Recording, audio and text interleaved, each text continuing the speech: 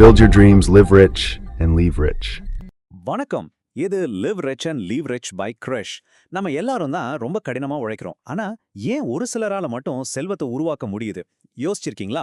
இதுக்கு காரணம் அவங்க செய்யற சில சரியான விஷயங்களோ, நம்மள அறியாம நாம செய்யற சில தவறுகளும் தான். இன்னைக்கு நம்மளோட நிதி வாழ்க்கைய ஒரு பெரிய கப்பல் மாதிரி கற்பனை செஞ்சுக்க போறோம். அந்த கப்பலை மூழ்கடிக்கிற கண்ணுக்கு தெரியாத ஓட்டைகள் என்னென்னு பார்க்க போறோம். இந்த தவறுகளை மட்டும் நீங்க சரி பண்ணிட்டீங்கன்னா உங்க நிதி வாழ்க்கை நிச்சயம் வளமா இருக்கும். இந்த வரிகளை கொஞ்சம் பாருங்களேன். இதுதான் நிதி சுதந்திரத்தோட ரகசியமே. நீங்க ஒரு நாளைக்கு 8 மணி நேரம் தான் வேலை செய்ய முடியும்.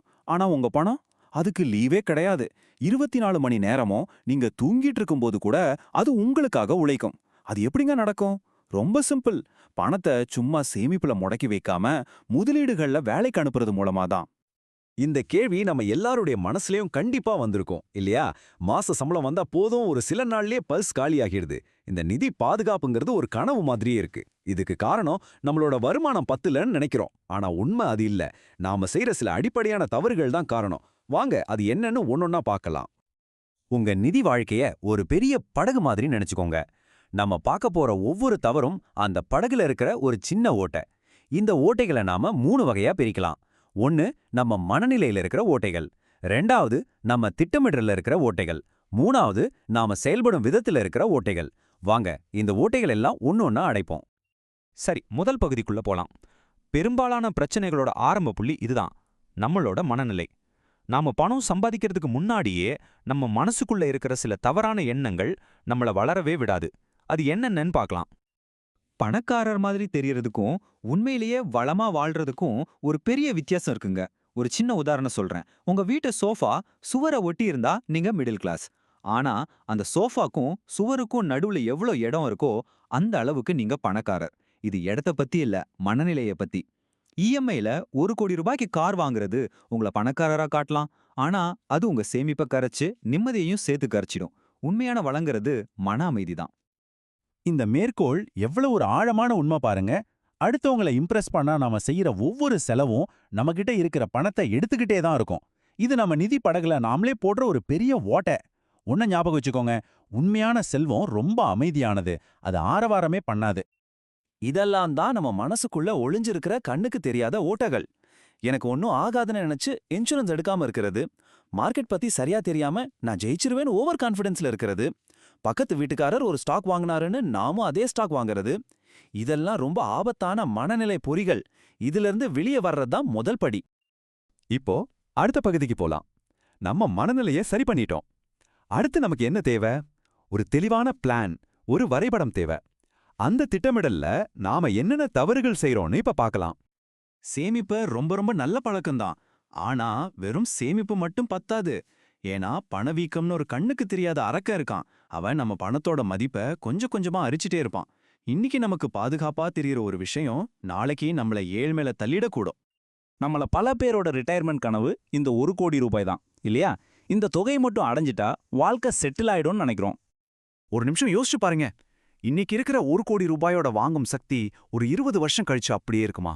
இந்த பணவீக்கம் அதை என்ன செய்யும் நினைக்கிறீங்க? ஷாக்கா இருக்கா? ஆமாங்க, இதுதான் பணவீக்கத்தோட சக்தி. இன்னைக்கு 1 கோடி ரூபாய்க்கு நீங்க வாங்குற பொருட்கள்ல 20 வருஷம் கழிச்சு 3ல 1 பங்கு கூட வாங்க முடியாது. அதனால தான் சொல்றேன், முதலீடு ரொம்ப முக்கியம். உங்க பணம் பணவீக்கத்தை விட வேகமா வளரணும். நாம திட்டமிடல்ல செய்யற இன்னொரு பெரிய தப்பு, பண விஷயத்தை எல்லாம் நாம மட்டுமே பாத்துக்கிறது. உங்க முதலீடு, இன்சூரன்ஸ், பேங்க் அக்கவுண்ட்டை பத்தி உங்க குடும்பத்துல யாருக்குமே தெரியலன்னா ஒரு அவசர காலத்துல அவங்க என்ன பண்ணுவாங்க? மொத்த செல்வமும் குழப்பத்துல கரைஞ்சு போயிடும். இப்போ ஒரு சின்ன டெஸ்ட். உங்க நாமினேஷன் எல்லாம் சரியா அப்டேட் பண்ணிருக்கீங்களா? உங்க முதலீடு, பாலிசியை பத்தியெல்லாம் உங்க துணைக்கிட்ட சொல்லிருக்கீங்களா? ஒருவேளை ஒரு எமர்ஜென்சினா உங்க ஆஃபீஸ் ஹெச்ஆர எப்படி கூப்பிடணும்னு அவங்களுக்கு தெரியுமா? இதுல ஒரு கேள்விக்கு உங்க பதில் இல்லைன்னா கூட உங்க நிதி படகுல ஒரு பெரிய ஓட்டை இருக்குன்னு அர்த்தம். இன்னைக்கே அதை சரி பண்ணுங்க. சரி, இப்ப நம்ம இறுதி பகுதிக்கு வந்துட்டோம். மனநிலையும் சரியா இருக்கு, ஒரு சூப்பரான பிளானும் இருக்கு. ஆனா அதை செயல்படுத்தும் போது நாம செய்யற தவறுகள் என்ன? இந்த தவறுகள் தான் நம்ம படகை ரொம்ப வேகமா மூழ்கடிக்கும். நம்மள பல பேர் இன்சூரன்ஸை ஒரு இன்வெஸ்ட்மெண்ட்டா பார்க்கறோம். இது மிகப்பெரிய தப்பு. இன்சூரன்ஸுங்கிறது ஒரு பாராஷூட் மாதிரி. அது நமக்கு தேவைப்படாதுன்னு தான் நம்பணும். ஆனா தேவைப்படும் போது அது கண்டிப்பா அங்க இருக்கணும். டேர்ம் பிளான் ரொம்ப கம்மி பிரீமியத்துல பெரிய பாதுகாப்பா கொடுக்கும். ஆனா இந்த எண்டோமென்ட் மாதிரியான திட்டங்கள் பாதுகாப்பும் கம்மி, வருமானமும் கம்மின்னு நம்மள ஏமாத்திடும். ஆமா, இதை விட உண்மையை சொல்லவே முடியாது. ஒரே ஒரு மெடிக்கல் எமர்ஜென்சி போதும் நம்ம பல வருஷ சேமிப்ப ஒரே நாள்ல கரைச்சிடும். அதனால உங்களுக்கும் உங்க குடும்பத்துக்கும் போதுமான ஹெல்த் இன்சூரன்ஸ் இருக்கிறதுல எந்த ஒரு சமரசமும் செஞ்சுக்காதீங்க. எல்லா கடனும் கெட்டதில்ல, சில கடன்கள் நல்லது. ஒரு வீட்டு கடன் வாங்குறீங்கன்னா அது உங்களுக்கு ஒரு சொத்தை உருவாக்குது, அது நல்ல கடன். ஆனா ஒரு புது ஃபோன் வாங்கவோ பைக் வாங்கவோ கடன் வாங்குறீங்களா, அதோட மதிப்பு வாங்கின அடுத்த நிமிஷமே குறைய ஆரம்பிச்சிடும். இது தேவையில்லாத சுமை, இதுதான் கெட்ட கடன். உங்க பணத்தை சொத்து வாங்க பயன்படுத்துங்க, செலவுகளை வாங்க இல்ல. அதனால முக்கியமான விஷயம் இதுதான். உங்க வருமானத்தை இஎம்ஐக்கள் சாப்பிடறதுக்கு அனுமதிக்காதுங்க. உங்க கனவுகளை நிறைவேற்ற கடனை பயன்படுத்துங்க. உங்க தூக்கத்தை கெடுக்கிற சுமைகளுக்கு இல்ல. மன அமைதியை விட பெரிய சொத்து இந்த உலகத்துல எதுவுமே இல்ல. சரி, இவ்ளோ நேரம் பிரச்சனைகளை பத்தி பார்த்துட்டோம். இப்ப தீர்வுக்கு வர வேண்டிய நேரம். இந்த ஓட்டைகள் எல்லாம் அடைச்சு நம்ம நிதி படக பாதுகாப்பா வளமா எப்படி மாத்துறதுன்னு பார்க்கலாம். இந்த 4 படிகள் தான் உங்க நிதி கோட்டைக்கான அடித்தளம். ஸ்டெப் 1, உங்க மனச மாத்துங்க. அடுத்தவங்களுக்காக செலவு பண்றதை நிறுத்தி உங்களுக்காக சேமிக்க ஆரம்பிங்க. ஸ்டெப் 2, ஒரு வரைபடத்தை உருவாக்குங்க. பணவீக்கத்தையும் உங்க குடும்பத்தையும் மனசுல வச்சு ஒரு தெளிவான நிதி திட்டம் போடுங்க. ஸ்டெப் 3, புத்திசாலித்தனமா செயல்படுங்க. இன்சூரன்ஸை பாதுகாப்புக்காகவும் கடனை சொத்து உருவாக்குறதுக்காகவும் மட்டும் பயன்படுத்துங்க.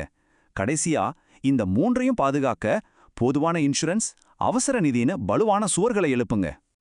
இந்த பகுதியோட இறுதியில உங்ககிட்ட நான் கேக்குற ஒரே கேள்வி இதுதான். இன்னைக்கு நீங்க கத்துக்கிட்டதுல எந்த ஒரு விஷயத்த உடனடியா செயல்படுத்த போறீங்க? அது சின்ன மாற்றமா இருந்தாலும் பரவாயில்ல, இன்னைக்கே தொடங்குங்க.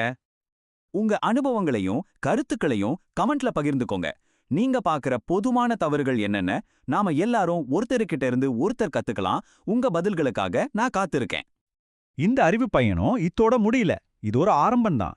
இந்த வீடியோவை உங்க நண்பர்களுக்கும் குடும்பத்தினருக்கும் ஷேர் பண்றது மூலமா இந்த நிதி அறிவை பரப்பி ஒரு வளமான சமுதாயத்தை உருவாக்க நீங்களும் உதவலாம். அடுத்த முறை சந்திக்கும் வரை உங்க பணத்தை கடினமா உழைக்க வைங்க, வளமாக வாழுங்க.